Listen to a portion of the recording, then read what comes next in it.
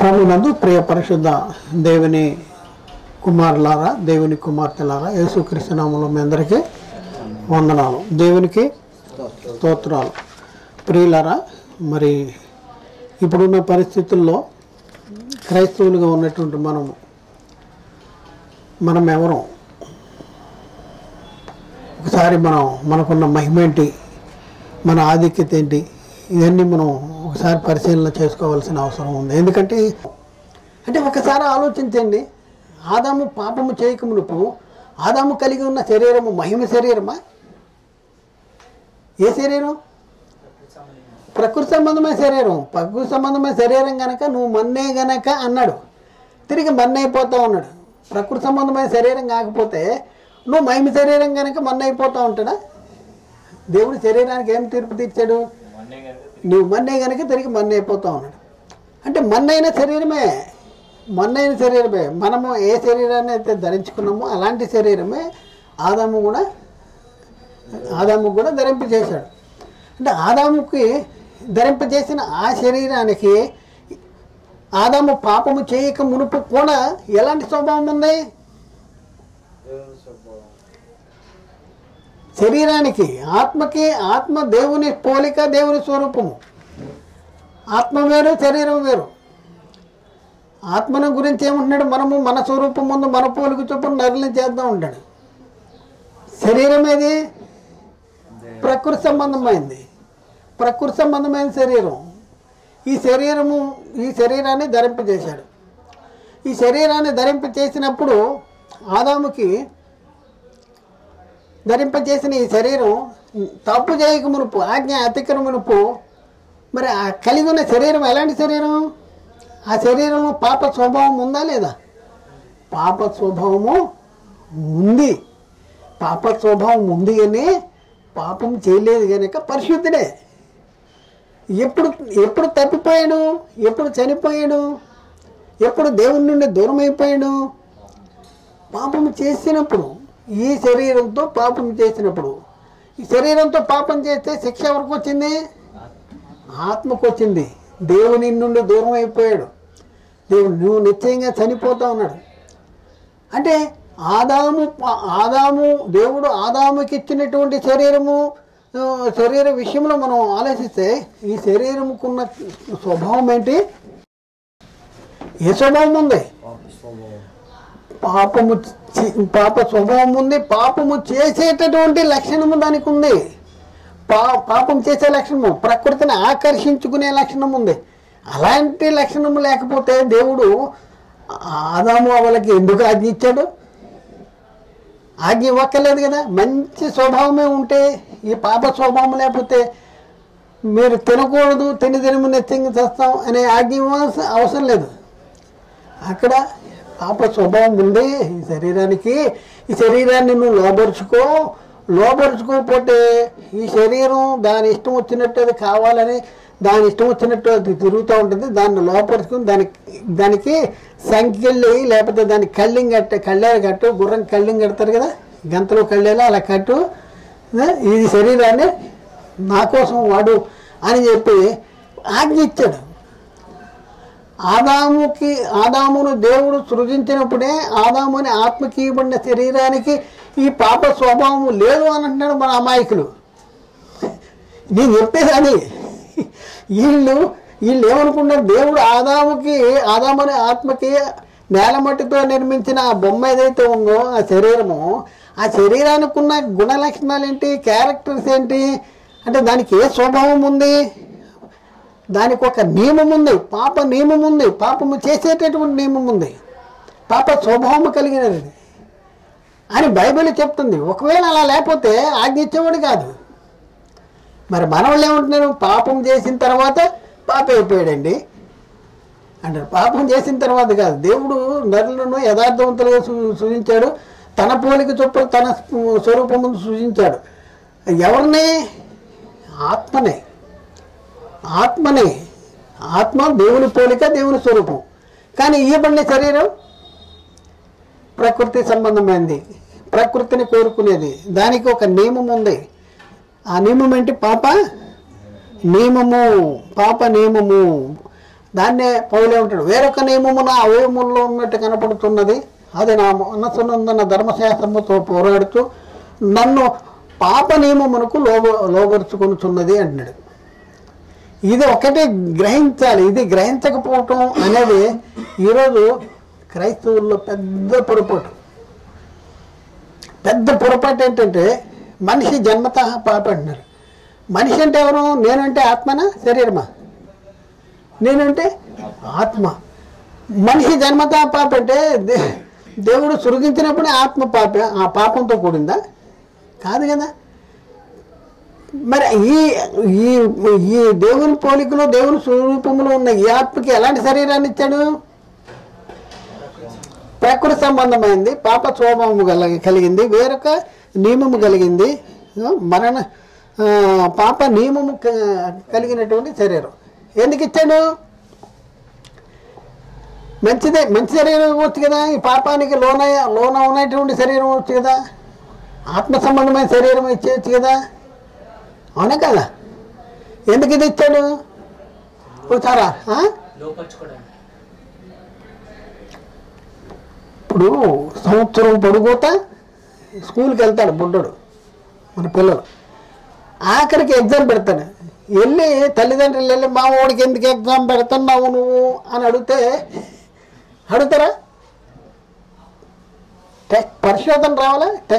Test అనేది పెట్టాలా? దేనికి టెస్ట్ ఎందుకు పెడతారు చెప్పండి?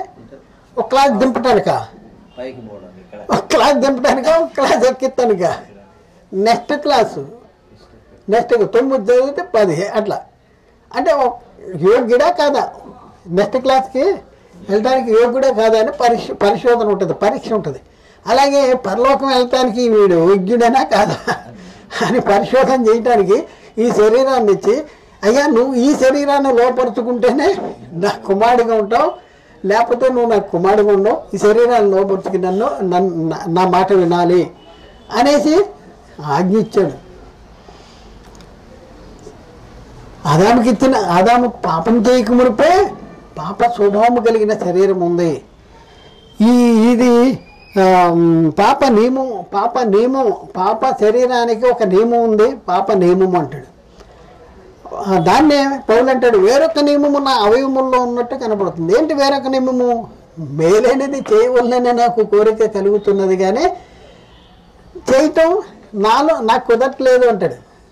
ఎందుకు అంటే నాయందు అంటే ఆత్మ ఏందేమో అనుకుంటారని, నాయందు అనగా నా శరీరం ముందు దేవుడు నాకిచ్చిన నా శరీరం ఏదైతే ఉందో, నాకిచ్చిన ఆత్మనే నాకిచ్చిన ఈ శరీరము, నా శరీరం ముందు మంచిది ఏది లేదని నివసింపవుతుంది. ఇది ఎప్పటి నుంచి? దేవుడు ఆదామును సృజించినప్పుడే ఆదాముకి ఇచ్చినటువంటి శరీరము అలాంటి శరీరము. మరి తినేశారు కదా, తినేస్తే ఏమైపోయింది? ఆజ్ఞ అతిక్రమించారా? ఆజ్ఞ అతిక్రమించే ఒకడు దేని చేత లోపరచబడతాడో దానికి దాసుడేది. మీరు మీ తండ్రిగా అపవాది సంబంధులే. దేవుని కుమారత్వం పోగొట్టుకున్నారు, సాతాను కుమారత్వం వచ్చింది. పరలోక పౌరసత్వం పోగొట్టుకున్నారు, నరక పౌరసత్వం వచ్చేసింది. తేజవాసులైన పరిశుద్ధుల శ్వాసంలో పాలివారుగా ఉన్నారు, ఇప్పుడు నరక పౌరస్థితిలో పాలివారుగా ఉన్నారు. దేవుని ఇంటిలో ఉండేవాడు మరి సాతాను ఇంట్లో చేరిపోయాడు. దేవుని కుమారుడిగా ఉండేవాడు సాతాను కుమారుడిగా మారిపోయాడు. మరి దేవుడు వదిలిపెడతాడా? మళ్ళీ ఏం చేయాలి? ఈ చనిపోయిన ఆత్మను బతికించాలి. ఈ బతికించాలంటే ఎలా బతికించగలము? ఈ ఆత్మ బతకాలంటే ఏం చేయాలి? ఒకటి పాపం తీసివేయాలి. పాపం తీసివేసిన తర్వాత ఈ శరీరము పాపము చేయకుండా ఉండేలాగా ఉండాలి. ఈ శరీరమే కానీ పాపం చేయకుండా ఉండేలాగా ఉండాలి. శరీరము దాని ఇష్టలు దురాశలకి సెలవు వేసేలాగా ఉండాలంటే దేవుడు ఏం చేశాడు? వాగ్దానం చేశాడు అబ్రాహాముకి. వాగ్దానం 12:3 ఆదికాండంలో అక్కడ ఏమని చెప్పాడంటే, ఆ దేవుడు అంటున్నాడు, నీ సంతానం ముందు లోకంలో ఉన్న వంశాలని ఆశీర్వదిస్తానంటాడు. ఈ లోకంలో ఉన్న వంశాలన్నీ ఆశీర్వదించబడేటటువంటి సంతానం ఎవరో అనేసి మనం పరిశీలన చేస్తే ఆ సంతానము క్రీస్తు. ఆ సంతానం ఎవరంటే క్రీస్తు. ఎక్కడుందన్నమాట? గలతీ పత్రికలో 3వ అధ్యాయంలో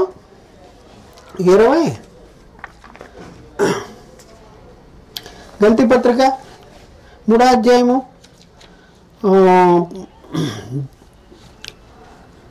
16వ వచనం. అబ్రహాముకు అతని సంతానములకును వాగ్దానములు చేయబడిను, ఆయన అనేకులను గూర్చే అన్నట్టు సంతానములకు అని చెప్పక ఒకరిని గూర్చే సంతానము అని అనెను. ఆ సంతానము క్రీస్తు. దేవుడు అబ్రహాముకి వాగ్దానం చేశాడు, ఈ వాగ్దాన సంతానం ద్వారా మళ్ళీ ఆత్మను బ్రతికింపజేస్తాను అని చెప్పి వాగ్దానం చేశాడు క్రీస్తుని. ఆ తర్వాత ఏం చేశాడు, ఈ వాగ్దాన సంతానం వచ్చేంత వరకు అబ్రాహాముకి ఇస్సాకు పుట్టాడు, ఇస్సాకు యాకోబు పుట్టాడు, యాకోబుకి 12 మంది కుమారులు. ఈ 12 మంది కుమారులు ఐగుప్తు వెళ్ళారు. అక్కడ బానిసత్వంలో ఉన్నారు కొన్ని రోజులు. ఆ తర్వాత దేవుడు వారిలో మోషేని పుట్టించాడు ఐగుప్తు బానిసత్వం నుంచి విడిపించడానికి. అక్కడి నుంచి మోషే నాయకత్వంలో ఐగుప్తు బానిసత్వం నుంచి బయటకు వచ్చారు. బయటకు వచ్చిన తర్వాత సీనాయి పర్వతారణ్య ప్రాంతానికి వచ్చిన తర్వాత దేవుడు వారికి ఒక చట్టాన్ని ఇచ్చాడు. దాన్నే ధర్మశాస్త్రం అంటాడు. అయితే ఈ ధర్మశాస్త్రం ఎందుకు వేయాల్సి వచ్చింది? దేవుడు అబ్రహాముకి వాగ్దానం చేశాడు కదా, వాగ్దానం చేసిన తర్వాత ఈ ధర్మశాస్త్రం ఎందుకు ఇవ్వాల్సి వచ్చింది అంటే, ఈ వాగ్దాన ప్రజలు ఎవరైతే ఉన్నారో ఆ వాగ్దాన ప్రజలు వాగ్దాన కుమారుడు, వాగ్దాన సంతానం అయిన యేసుక్రీస్తు వచ్చేంత వరకు వీళ్ళ మధ్యలో అతిక్రమాలు జరుగుతూ ఉన్నాయి. ఈ అతిక్రమాలు నిరోధించడానికి వాళ్ళకి ధర్మశాస్త్రాన్ని ఇచ్చాడు. చూద్దాం గల్తీ పత్రికలు 3వ అధ్యాయంలో 19వ వచనం. అలాగైతే ధర్మశాస్త్రం ఎందుకు? ఎవరికి ఆ వాగ్దానం చేయబడినో ఆ సంతానం వచ్చే వరకు అది అతిక్రమమును బట్టి దానికి తర్వాత ఇయ్యబడను. ఎందుకు ఇచ్చాడంట? ధర్మశాస్త్రం వాగ్దానం చేసిన తర్వాత మళ్ళీ ధర్మశాస్త్రం ఎందుకు అని అడుగుతున్నాడు ఇక్కడ. ఎందుకు అంటే, ఎవరికి వాగ్దానం చేయబడినా వాగ్దాన సంతానం వచ్చేంత వరకు ఇశ్రాయేల్లో జరుగుతున్న అతిక్రమాలు నిరోధించడానికి ధర్మశాస్త్రం వచ్చాయి. మరి ధర్మశాస్త్రం వల్ల వీళ్ళు నీతిమంతులుగా తీర్చబడ్డారా అంటే తీర్చబడే పరిస్థితే లేదు. ఎందుకంటే ధర్మశాస్త్రం ఎలాంటిదంటే ఒక ఎక్స్రే లాంటిది. రోగం వస్తే ఎక్స్రే తీపించుకుంటే రోగం తగ్గుద్దా? రోగం తగ్గదు. రోగం ఎక్కడుంది, రోగ పరిమాణం ఎక్కడుందని చెప్తుంది. అలాగే ధర్మశాస్త్రం ఎలాంటిదంట, ధర్మశాస్త్రము పాపాన్ని తీసివేయలేదు కానీ పాపం అనగా ఎటుదే తెలియపరుస్తుందంట. పాపం అంటే ఏంటో చెప్పుద్ది. ఇంకా ఏం చెప్పుద్ది? పాపమైనట్లు అగుపడు నిమిత్తము అత్యధికమైన పాపమగు నిమిత్తము అది నాకు మరణకరమైంది అంటాడు. ధర్మశాస్త్రము ఉగ్రతను పుట్టించును అంటాడు. అయితే ధర్మశాస్త్రము లేని ఏళ్ళ పాపము లేకపోవు. ధర్మశాస్త్రం వచ్చింది కనుక పాపము లోకంలోనికి వచ్చింది. పాపం చేస్తూనే ఉన్నారు. పాపం అనుసరిస్తే నీతిమంతులుగా తీర్చబడతారు, అతిక్రమిస్తే పాపులుగా తీర్చబడతారు. మరి ఇశ్రాయేలీలు అనుసరించారంటే అతిక్రమించారు. మరి అతిక్రమించిన ఇశ్రాయేలీలు ఎలాంటి పరిస్థితుల్లో ఉన్నారంటే పాపులుగా తీర్చబడ్డారు. మరి ఇశ్రాయేలీల్ని ధర్మశాస్త్రం ఏం చేసిందంటే లేఖనం అందరినీ పాపములో బంధించింది. లేఖనం అందరినీ పాపములో బంధించి చెరలో ఉంచబడినట్లు ధర్మశాస్త్రానికి లోనైన వారు అయ్యారు. అయ్యి ఏమంటారంటే, ఓ మరణమా నీ ముళ్ళు ఎక్కడ, మరణమా నీ విజయం ఎక్కడ? మరణపు ముళ్ళు పాపమునుకున్న బలము ధర్మశాస్త్రమే అనే పరిస్థితి వచ్చేసింది. పాపానికి బలము ధర్మశాస్త్రం అంట. మరి ఏది లేకపోతే పాపం లేకపోతే? ధర్మశాస్త్రం లేకపోతే పాపం. మరి వీళ్ళని చెరలోంచి విడిపించాలి కదా, పాపం అనే చెరలోంచి. మరి ఏది తీసేయాలి? ఏది లేకుండా ఉండాలి? చట్టం లేకుండా ఉండాలి, ధర్మశాస్త్రం లేకుండా. మరి లేకుండా ఉండాలంటే మరి ధర్మశాస్త్రాన్ని మరి కొట్టువేయబడాలి. మరి అలాంటి కాలంలో దేవుడు ఏం చేశాడంటే, కాలము సంపూర్ణమైనప్పుడు దేవుడు తన కుమారుని పంపాడు. ఆయన మనలను దత్తపుత్రుల్ని చేయటానికి ఆయన ధర్మశాస్త్రానికి లోబడిన వాడాడు. ధర్మశాస్త్రానికి ఎందుకు లోబడినాడు? రాగానే ధర్మశాస్త్రాన్ని కొట్టేయచ్చు కదా అంటే ధర్మశాస్త్రాన్ని రాగానే కొట్టేస్తానికి వెళ్ళలేదు. ఎందుకంటే ధర్మశాస్త్రం అనుసరించి నడుచుకున్న వాళ్ళు ధర్మశాస్త్రాన్ని కొట్టేయటానికి వీలుంది. ధర్మశాస్త్రము నెరవేర్చువాడు కాక ధర్మశాస్త్రాన్ని తీర్పు తీర్చుతున్నావా అంటాడు. నెరవేర్చి దాన్ని తీర్పు తీర్చాలి. కాబట్టి జరిగింది ఏంటి? మనం పరిశీలన చేసుకుంటే యేసుక్రీస్తుని పంపించాడు. వాగ్దాన కాలము సంపూర్ణమైనప్పుడు గల్తీ 4:4-5 అక్కడ దేవుడు కుమారుడిని పంపించాడంట. దేవుని కుమారుడు వచ్చి ఏం చేశాడు? యేసుక్రీస్తు వచ్చి ఏం చేశాడంట? ఇక్కడ మనం చూస్తే గల్తీ పత్రిక 3వ అధ్యాయంలో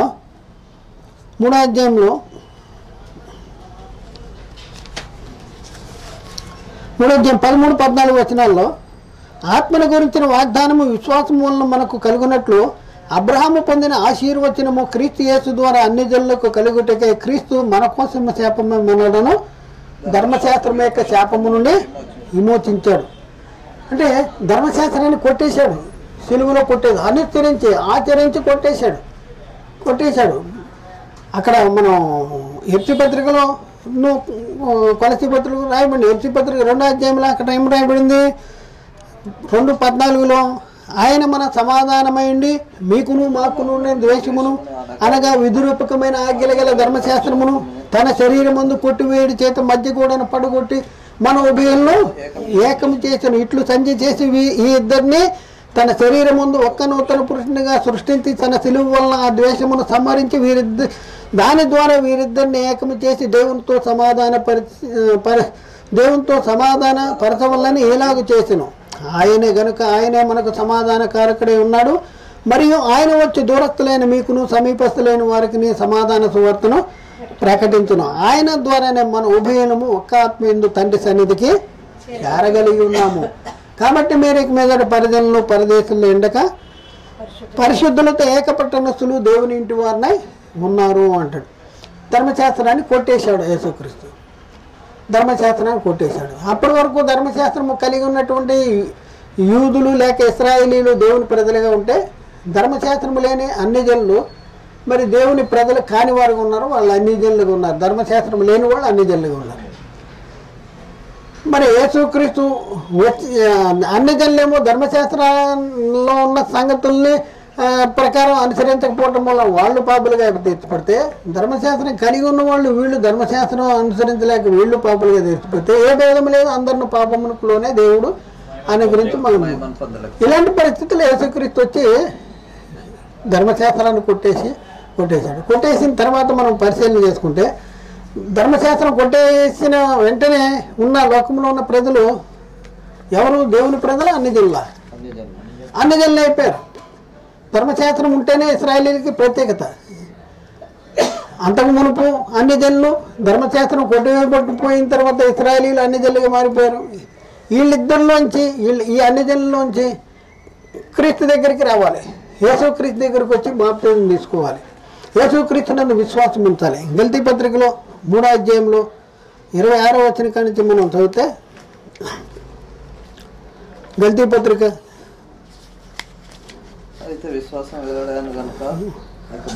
3వ అధ్యాయం 26వ వచనం, యేసుక్రీస్తునందు మీరందరూ విశ్వాసము ద్వారా దేవుని కుమారులే ఉన్నారంటాడు. మీరందరూ అంటే ఎవరి గురించి చెప్తున్నాడు? అంటే యూదుల గురించి, అన్ని జనుల గురించి. యూదుడైనను గ్రీకు దేశస్థుడైనను సున్నతి పొందినవాడైనను సున్నతి పొందినవాడు అందరి గురించి చెప్తున్నాడు. మీరందరూ అంటాడు. అదే మనం చూద్దాం. యేసు 27వ వచనం, క్రీస్తులోనికి బాప్తిజం పొందిన మీరందరూ క్రీస్తుని ధరించుకుని ఉన్నారు. ఇందులో యూదుడని లేదు, గ్రీకు దేశస్థుడని లేదు, దాసుడని లేదు, స్వతంత్రుడని లేదు, పురుషుడని లేదు, స్త్రీ అని లేదు. యేసుక్రీస్తునందు మీరందరూ ఏకంగా ఉన్నారు. మీరు క్రీస్తు సంబంధులైతేనే ఆ పక్షమున అబ్రాహాము సంతానమైంది వాగ్దానానికి వారసులై ఉంటారు. క్రీస్తు సంబంధులు కావాలంటే ఏం చేయాలి?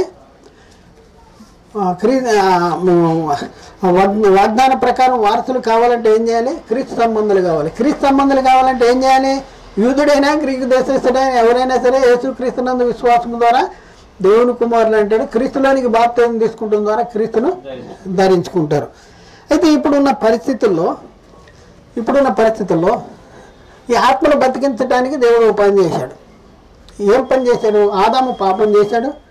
పాపం వల్ల మరణము వచ్చింది. ఆజ్ఞాతిక్రమణ పాపమైతే పాపం వల్ల మరణము లోకంలోనికి వచ్చింది. తర్వాత యేసుక్రీస్తు వచ్చి ఏం చేశాడు? నీతిని జరిగించాడు. నీతి ద్వారా నిత్య జీవం అనేది వచ్చింది. ఇప్పుడున్న పరిస్థితుల్లో మరి క్రీస్తును మనం నీతిని జరిగించాలంటే ఏం చేయాలి? క్రీస్తుని నమ్ముకోవాలంటే ఏం చేయాలి? యేసుక్రీస్తుని నమ్ముకోవాలంటే ఏం చేయాలి? వినాలి. ఎవరి గురించి వినాలి? వినటం ద్వారా విశ్వాసము, వినట క్రీస్తుని గురించిన మాట వల్ల కలుగుద్ది. కాబట్టి వినాలి, విశ్వసించాలి, మారు మనసు పొందాలి, పశ్చాత్తాపడాలి. యేసుక్రీస్తుని ప్రభువని, ఆయన మృతుల్లోని తిరిగి దేవుడు లేపాడని మనం ప్రభువుని నోటితో ఒప్పుకొని మృతుల్లోని లేచాడని మన హృదయంలో విశ్వసించి ఆ తర్వాత నమ్మి పాప క్షమాపణ నిమిత్తం యేసుక్రీస్తు నామములో బాప్తిజం తీసుకోవాలి. అప్పుడేమవుద్ది? ఆత్మ బతికించబడింది. అంటే వినాలి, ముందు వినాలి. వినాలంటే వాక్యం కావాలి. సాతాను ఏం చేశాడు? వాక్యాన్ని దొంగిలించాడు ఏదైనా తోటలో. మళ్ళీ దేవుడు యేసుక్రీస్తు ద్వారా పరిశుద్ధాత్మని చేత అపోస్తుల ద్వారా అదే వాక్యాన్ని మన హృదయాల మీద రాపించాడు. అదే వాక్యాన్ని మన హృదయాల మీద రాపించాడు. 2 కొరింథీ పత్రికలో 3వ అధ్యాయంలో మనం చూద్దాం. 2 కొరింథీ అపోస్తులు చేసినటువంటి పరిచర్య గురించి మనం చూస్తే 3వ వచనం, 3వ అధ్యాయం 3వ వచనం. రాతి పలకల మీద సిరాతో కాదు కానీ మెత్తనైన హృదయములను పలక మీద జీవము గల దేవుని ఆత్మతో మా పరిచర్య మూలముగా వ్రాయబడుతున్న క్రీస్తు పత్రికలై ఉన్నారని తేటపరచబడుతున్నారంటాడు. అంటే ఒకప్పుడు ధర్మశాస్త్రం ఎక్కడ రాయబడింది? రాతి పలకల మీద రాయబడింది. అలా కాదు, దేవుడు ఆదాముకి ఎక్కడ రాశాడు? హృదయం మీద రాశాడు. ఎత్తుకుపోయాడు సాతానుగాడు.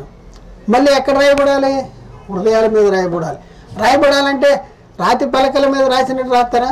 మెత్తనైన హృదయముల మీద జీవము గల దేవుని ఆత్మతో మా పరిచర్య మూలముగా జరుగుతుంది అని అంటాడు. అపోస్తులు సువార్త ఎలా ప్రకటన చేశారు? పరిశుద్ధాత్ముల ద్వారా ప్రకటన చేశారు. అపోస్తులు ప్రకటించినటువంటి ఆ పరిచర్య అంటే ఆత్మ సంబంధమైన పరిచర్య. మేము ఆత్మ సంబంధమైన వాటిని విత్తుతున్నాము అంటున్నారు. కాబట్టి వాక్యాన్ని అపోస్తులు ప్రవక్తలు వేసిన పునాది ఏదైతే వాక్యం ఏదైతే ఉందో ఆ వాక్యాన్ని విని విశ్వసించి మారు మనసు పొంది పశ్చాత్తాపడి యేసుక్రీస్తు ప్రభువుని నోటితో ఒప్పుకొని దేవుడు క్రీస్తుని మృతుల్లోనే లేపాడని విశ్వసించి ఆ తర్వాత నమ్మి బాప్తిజం తీసుకోవాలి. నేను పాపని గుర్తించాలి. బాప్తిజం తీసుకున్నప్పుడు అప్పుడేమవుద్ది? ఆత్మ బతికించబడింది. ఆ బాప్తిజంలో ఏం జరుగుతుంది? బాప్తిజం తీసుకునేటప్పుడు ఏం జరుగుతుంది?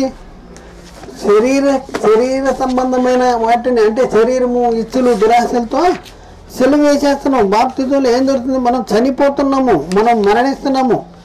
బాప్తిజంలో ఏదైతే ఈ ఆత్మ శరీర ధర్మము, శరీర నియమం ఉందో దాన్ని చంపేస్తున్నాం. దాన్ని ఏం చేస్తున్నాము?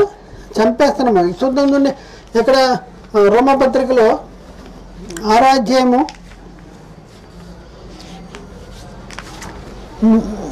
1వ వచనం చూస్తే అక్కడేముంది? పాప విషయమే చనిపోయిన మనము ఇక మీదట దానిలో ఎలాగో జీవించేదమంటాడు. పాప విషయంలో చనిపోతున్నాం అంటే ఎక్కడ చనిపోతున్నాం? పాప విషయంలో బాప్తిజం ద్వారా చనిపోతున్నాము. 3వ వచనంలో మనం చూస్తే క్రీస్తు యేసులోనికి బాప్తిజం పొందిన మనమందరమును ఆయన మరణంలోనికి బాప్తిజం పొందితరని మీరు ఎరగరా అంటాడు. ఆయన మరణంలోనికి బాప్తిజం పొందుతున్నాం. తిరిగి లేచినప్పుడు ఏం చేయాలి? కాబట్టి తండ్రి మహిమ వలన క్రీస్తు మృతుల్లోనే ఎలాగో లేపబడను అలాగే మనము నూతన జీవము గలవారమే నడుచుకున్నట్లు బాప్తిజము వలన ఆయన మరణంలోనికి పాలు పొందాము. 5వ వచనం, ఆయన మరణం యొక్క సాదృశ్యం ముందు ఆయనతో కూడా ఐక్యము గలవారమైన ఆయన పునరుద్ధానం యొక్క సాదృశ్యం ముందును ఆయనతో కూడా ఐక్యము గలవారమై ఉంటాము. ఏం జరుగుతుంది ఇక్కడ? ప్రాచీన స్వభావాన్ని ఆయనతో కూడా సెలవేసేస్తున్నాం. ఎక్కడ? 6వ వచనం చూడండి, ఎంత ఇంపార్టెంట్ వచనం 6వ వచనం. ఏలైనగా మనం ఇక పాపములకు దాసులు కాకుండానట్లు, పాప శరీరము నిరర్ధకము ఉన్నట్లు, పాప శరీరము పాపానికి దాసులు కాకుండానట్లు, పాప శరీరము నిరర్ధకము ఉన్నట్లు మన ప్రాచీన స్వభావమును ఆయనతో కూడా సెలవు వేసేస్తున్నాం. ఏది ప్రాచీన స్వభావము? ప్రాచీన స్వభావాన్ని సెలవేసేస్తున్నాం. శరీరము, దాని ఇచ్చులు, దురాశలకి సెలవేసేస్తున్నాం. గల్తీ పత్రికలు చూస్తే చూద్దాం. గల్తీ పత్రిక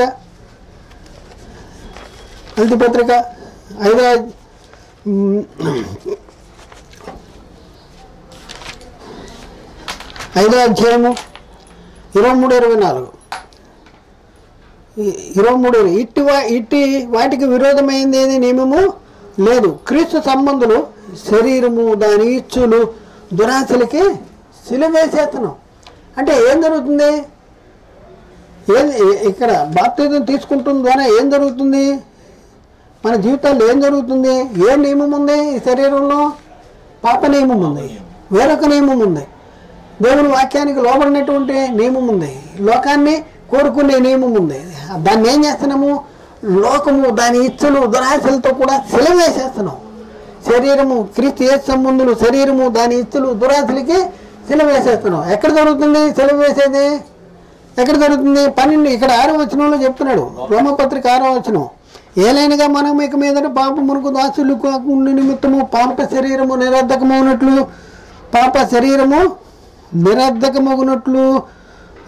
మగునట్లు మన ప్రాచీన స్వభావమును ఆయనతో కూడా సిలువ వేయబడినని ఎరుగుదము. చనిపోయిన వాడు పాప విముక్తుడైన తీర్పు పొంది ఉన్నాడు. మనము క్రీస్తుతో కూడా చనిపోయిన మృతుల్లో నుండి తిరిగి లేచిన క్రీస్తుకి చనిపోయిన మరణం ఆయన మీద ప్రభుత్వం లేదని ఎరిగి ఆయనతో కూడా జీవించుతున్నామని నమ్ముతున్నాము అంటాడు. చనిపోతున్నాం, సిలువ వేసేస్తున్నాం. గలతీ పత్రిక 6వ అధ్యాయంలో 14వ వచనము మనం చూసుకుంటే 14వ వచనం, అయితే మన ప్రభువైన యేసు క్రీస్తు సిలువేందు తప్ప మరి దేని ఎందును నేను అతిశయించుట నాకు దూరమును గాక అంటున్నాడు. ఎందుకు? దాని వలన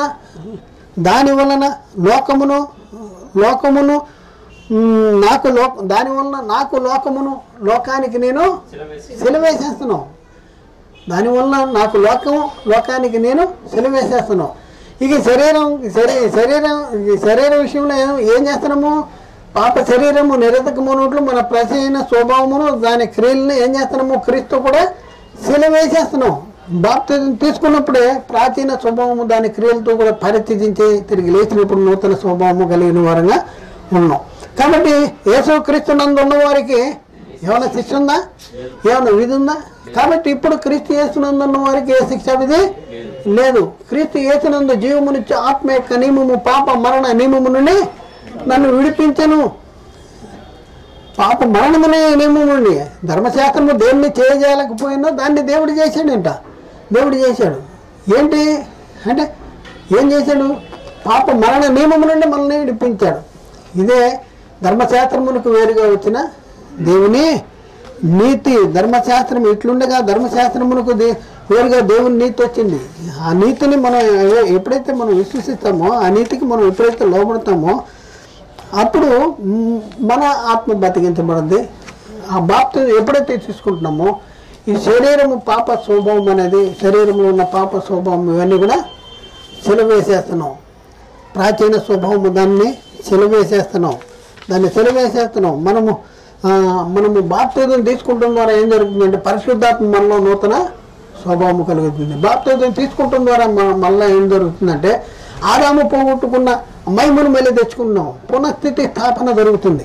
తీతు 3:5 ఉంది, మనము నీతిని అనుసరించి చేసిన క్రియల మూలంగా కాక తన కనికరము చొప్పుననే పునఃస్థితి స్థాపన సంబంధమైన స్నానం ద్వారా పరిశుద్ధాత్మకు నూతన స్వభావం కలిగజేయడం ద్వారా మనల్ని రక్షించినాను. కాబట్టి ప్రియులారా, మరి ఇప్పుడు క్రీస్తు యేసునందున్న వారికి ఏ శిక్ష విధి లేదు. కాబట్టి ఇప్పుడు మనము శరీర విషయంలో ఆలోచించే పరిస్థితే లేదు.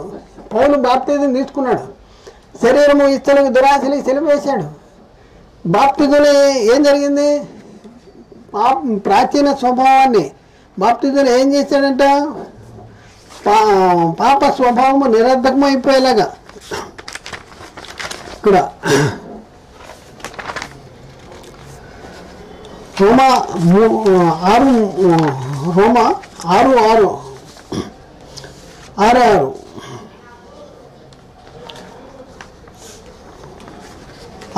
అక్కడ ఉంది, ఏలైనగా మనం మీకు పాపమునకు దాసులు కాకున్నట్లు పాప శరీరము నిరర్ధకమున్నట్లు మన ప్రాచీన స్వభావం ఆయనతో కూడా సిలువ వేసేసాడు. పౌలు సిలువ వేసేసాడు. మనకి చెప్పి ఆయన ఏం లేదా వేసాడు. శరీరము దాని ఇచ్చలకు దురాశలకి సిలువ వేసేసాడు. సిలువ వేసేసి శరీరేచ్చలు నెరవేర్చుకోవడానికి శరీరానికి ఆ విషయంలో ఆలోచన చేయొద్దంటున్నాడు. రోమపత్రిక 13:14 మెట్టుకు ప్రభు అయిన యేసుక్రీస్తును ధరించుకున్న వారైండి శరీరేచ్చలను నెరవేర్చుటకు శరీర విషయమై ఆలోచన చేయొద్దంటాడు. ఎవరు శరీర విషయంలో ఆలోచన చేయొద్దంటాడు. ఎవరు శరీరానుసరులు అయితే శరీర విషయంలో మనస్సుంతుడు. మరి బాప్తిజం తీసుకుని శరీరం విషయంలో చనిపోయిన వాళ్ళు మరి వాళ్ళ శరీరానుసార్లు కాదు కదా, శరీరానుసార్లు కాదు. కాబట్టి ప్రియులారా ఒకసారి ఆలోచన చేయండి, ఒకసారి ఆలోచన చేయవలసినటువంటి అవసరం మనకు ఉంది. మరి పౌలు నేను పాపమునకు అమ్ముడు పడిన శరీర సంబంధం అని ఎందుకన్నాడు? పౌలు చెప్పినప్పుడు ఆయన పాపానికి అమ్ముడు పడిన శరీర సంబంధం, లేకపోతే ఒకప్పుడు గురించి చెప్తూ ఉన్నాడు, ఒకప్పుడు గురించి చెప్తున్నాడు. ధర్మశాస్త్రము అనుసరించిన ధర్మశాస్త్రం పౌలు ఏమంటున్నాడు? నేను ధర్మశాస్త్ర విషయంలో అనిందుడిని అంటున్నాడు.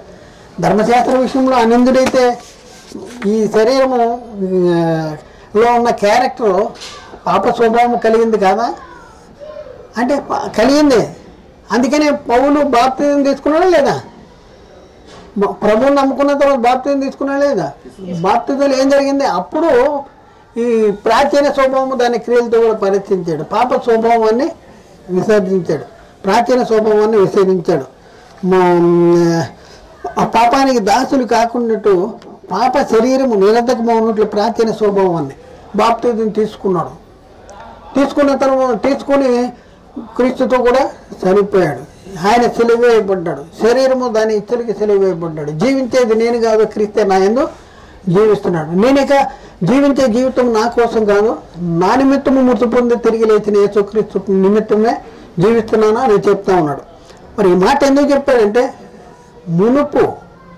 మునుపు బాప్తిజం తీసుకో మునుపు. ఈ మాట ఎవరితో చెప్తున్నాడంటే ఇప్పుడు మీరు ఎవరైతే ఉన్నారో క్రీస్తులోకి రాకుండా మేము ధర్మశాస్త్రం వల్ల నీతిమంతులుగా తీర్చబడతామని ఎవరైతే ఉన్నారో వాళ్ళతో చెప్తా ఉన్నాడు. ఎలా చెప్తున్నాడు? సాదృశ్యంగా చెప్తాడు. తన మీద వేసుకుని చెప్తా ఉన్నాడు. తన మీద వేసుకుని సాదృశ్యంగా చెప్తా ఉన్నాడు.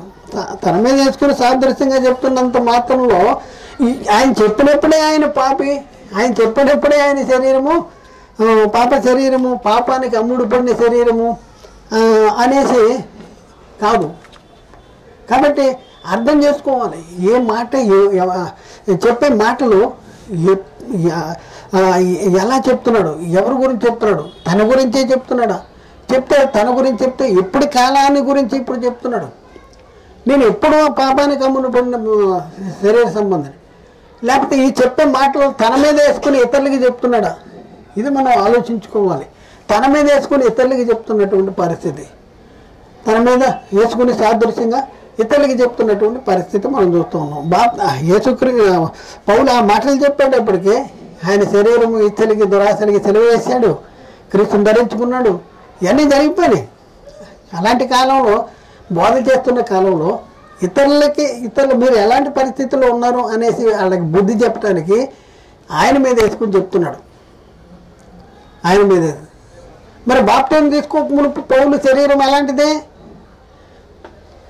ధర్మశాస్త్రాన్ని అనుసరించినా కూడా నేను ధర్మశాస్త్రాన్ని విషయంలో అనేందండి నాకెందుకు బాప్తిజం అన్నాడా?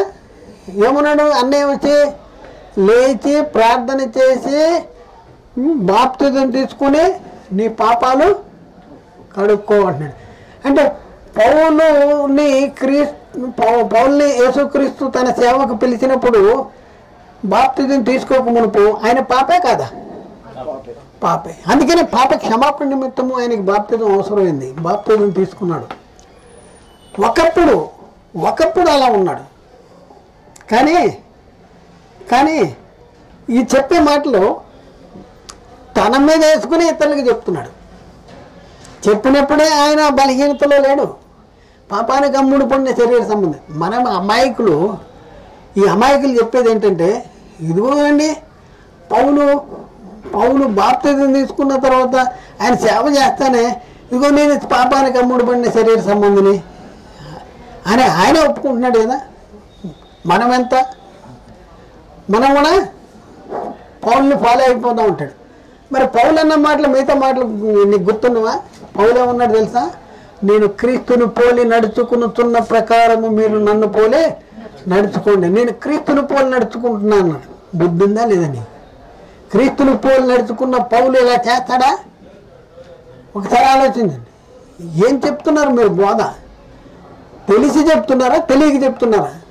ఎంతమందిని పాడు చేస్తారు, ఎంతమందిని నరకానికి పంపిస్తారు. ఒక్కసారి ఆలోచించండి. బోధ మార్చుకోవాలి ప్రియులారా, బోధ మార్చుకోవాలి. ఆ బోధ నుండి బయటికి రావాలి, బయటకు వచ్చేసేయండి బోధలోంచి. ఎందుకంటే పారిపోవాలంటాడు, దుర్బోధ నుండి పారిపోవాలి. లేకపోతే ఆ బోధ చేసేవాళ్ళు, బోధ విన్నవాళ్ళు కూడా ఒకే దగ్గరికి వెళ్తారు. కాబట్టి పౌలు ఈ మాటలు రోమాపత్రిక 7వ అధ్యాయంలో చెప్పినటువంటి ఆ మాటలు ఏదైతే ఉన్నాయో ఆ మాటలు చెప్పేటప్పటికి పౌలు ఆ స్థితిలో లేడు. తన మీద వేసుకుని ఇతరులకి చెప్తున్నటువంటి పరిస్థితి, తన మీద వేసుకుని ఇతరులకి చెప్తున్నాడు. ఇక్కడ అదే చెప్తున్నాడు. ఏమంటున్నాడు? ఈ మాటలు మీ నిమిత్తము అంటే వేరే సందర్భం అనుకోండి, ఇది వేరే దగ్గర వేరే సందర్భం అయినా కూడా పౌలు యొక్క బోధనా శైలి ఎలా ఉంటుంది?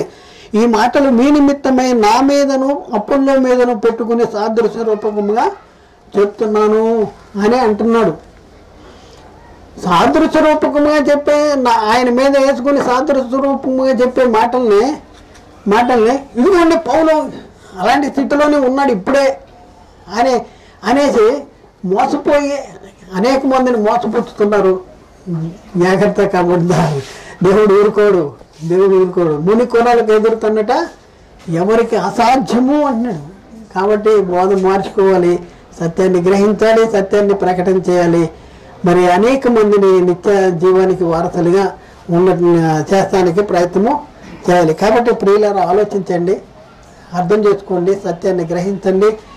మరి సత్యాన్ని వెంబడించడానికి ప్రయత్నం చేద్దాం. మరి ముఖ్యంగా ఈ మీరు చెప్పినటువంటి ప్రసంగాలన్నీ కూడా మరి ఎవరిని ఉద్దేశించి కాదు, వ్యక్తిగతంగా ఎవరిని ఉద్దేశించి కాదు, సంఘపరంగా కానీ సంస్థపరంగా కానీ ఎవరిని ఉద్దేశించి చెప్పట్లేదు. కేవలము బైబిల్ ఎలా ఉంది, బైబిల్ ఎలా చెప్తుంది, మనం బైబిల్ని ఎలా నమ్మాలి, మన జీవితాలు మార్చుకోవాలి అనేసి మేము బైబిల్ గ్రంథంలో ఉన్నటువంటి సంగతులను గ్రహించి మీకు చెప్పడానికి ప్రయత్నం చేస్తున్నాం. కాబట్టి మీరు గ్రహించగలిగితే సత్యానికి లోబడండి, వ్యక్తులకు కాదు వాక్యానికి లోబడండి. వ్యక్తులు దేవుడు నరుని వేషము చూడుడంట, నరుని వేషం చూడు. మనకు కావాల్సిందేంటి? వాక్యము. అపోస్తలులైన పౌలు ఎవరికి అప్పగించాడు? ఇప్పుడు దేవునికి, ఆయన కృపావాక్యానికి మిమ్మల్ని అప్పగిస్తున్నాను అంటాడు. మనం ఎవరికి అప్పగించబడాలి? వ్యక్తులకు కాదు. వ్యక్తి ఫ్యాన్స్ ఎక్కువైపోయారు, వ్యక్తి ఫ్యాన్స్. ఆ రోజుల్లోనే నేను పౌలు వాడిని, అపోల్లో వాడిని, నేను పౌలు వాడిని, అపోల్లో వాడిని అనేసి ఈ రకంగా ఆ రోజుల్లోనే అయిపోయారు. ఈ రోజుల్లో కూడా సాతాను ఏం చేశాడు? వ్యక్తుల మీద కాన్ఫిడెన్స్ ఉంచేది. బైబిల్ కంటే కూడా వ్యక్తులనే నమ్ముతున్నారు. ఆయన చెప్పాడు కదా, బైబిల్ చెప్పింది కదా అంటే అంటున్నారు, నమ్మనంటున్నారు. కాబట్టి మీరు గ్రహించారా? మీ ఇష్టం, లోబడండి, అనుసరించండి. మేము గ్రహించం, మీ నమ్మిందే కరెక్టు అని అనుకుంటే మీ ఇష్టం.